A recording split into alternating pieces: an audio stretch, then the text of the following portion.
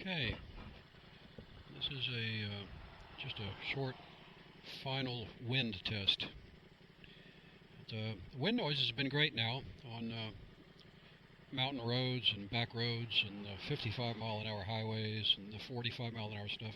Works great. But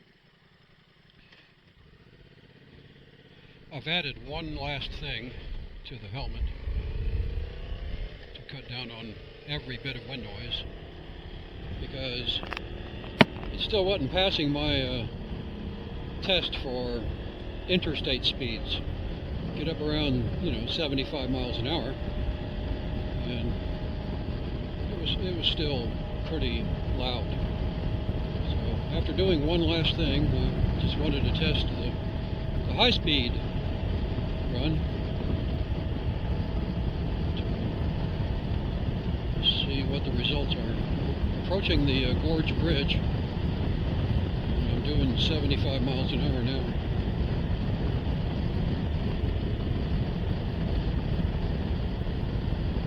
When I hit the bridge, I'm going to run it up even higher. There's 80. There's 85. There's 90 miles an hour. 95 miles an hour. So we'll see what it sounds like when we get home.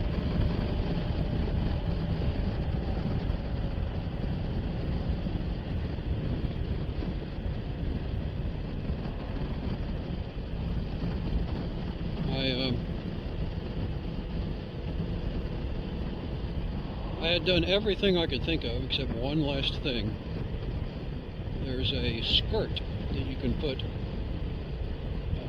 on the bottom of your helmet. I mean, it stretches over the entire opening of the helmet, and it's got a slit in the elastic to where you can stick your head through it. And then when you've got the helmet on, the skirt, goes all the way around your neck.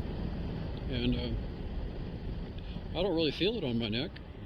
It's comfortable, but it closes off the entire bottom of the helmet. There's really no way for wind to get up inside the helmet, which doesn't explain why my ears still have wind blowing on them. I still have wind coming up somewhere, and I can hear it around my ears. It's not bad. I mean, it's not uncomfortable, but and my ears is not where the important spot is in the helmet. It's where the microphone is. So this extra skirting underneath is the last thing I can do to shield that microphone. And the microphone is in its own little hole. They make like a little compartment for the microphone to go in. And there's a vent there that I've got closed, and underneath that area I've got a wind deflector that goes under the chin area of just below the microphone, so wind can't get up from entering your helmet from where your chin is and blow up around where the microphone is. I actually bought sound deadening material too, although that's not for wind. I pulled all of the padding out of my helmet and glued, well, it had self-adhesive anyway, but I glued a 4mm thick sound deadening material like you would put in a car, although cars use much thicker stuff. This was a 4mm version of it. It's about as thick as I could go and still have the helmet be comfortable. So anyway, now I have done everything I can think of to minimize wind noise. Well, like I said, it was fine on roads like this, but it was still too noisy at 75 miles an hour. So it was a quick high-speed test, and we'll see how it turns out.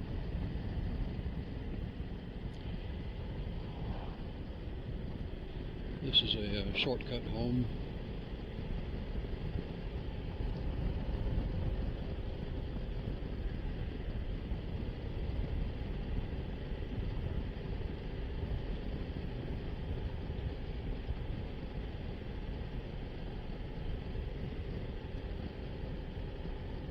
I've done this before on video. It runs from the highway that goes into the city of Fayetteville, where Walmart is. So if I choose to, I can use this sort of a shortcut to get over to that highway to go to Walmart. Well, I passed Walmart a while back, so now I'm heading the other way and taking this shortcut back to the house.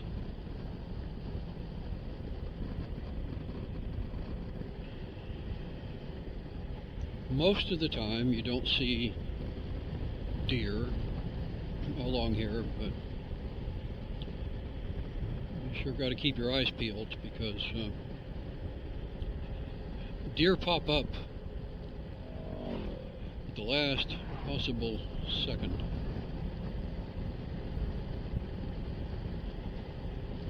And when you most unexpect it.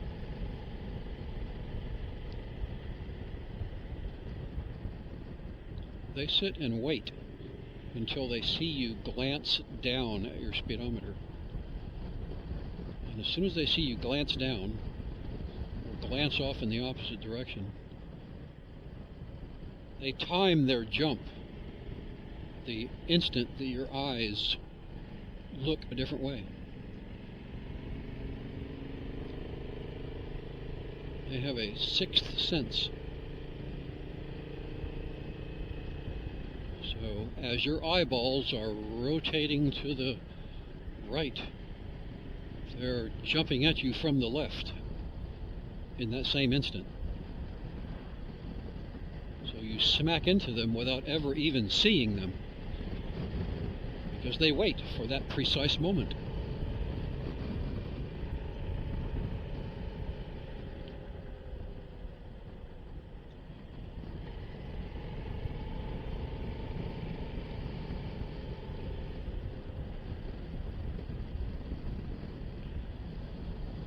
So as dumb as deer are, they have some sort of built-in death wish that they can't stop.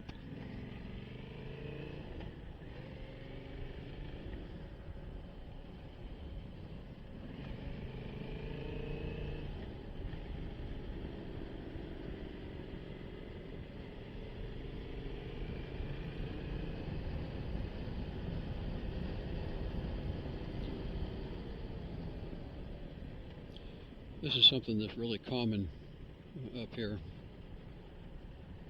The road is just barely wide enough for two cars to pass each other, but they only pave a one-lane width. So they have pavement in the middle that's wide enough for one car,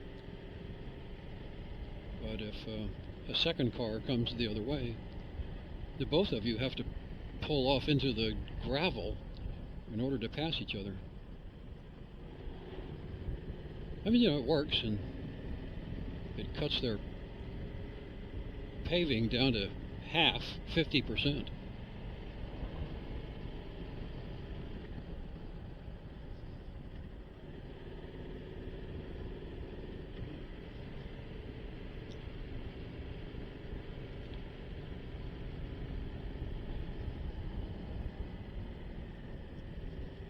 It gets most tricky when two behemoth pickup trucks are headed towards each other.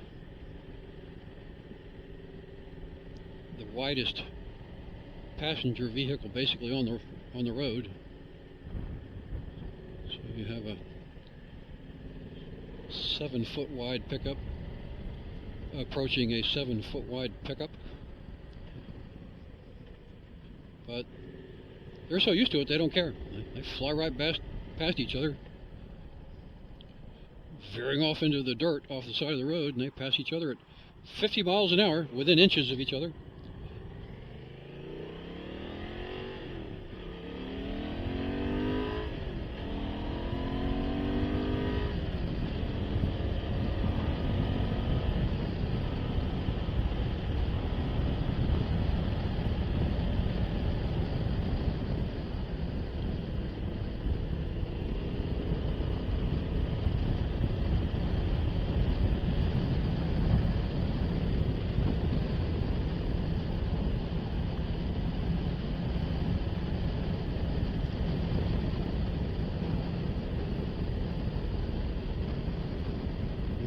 Okay. Pull off here and turn the camera off.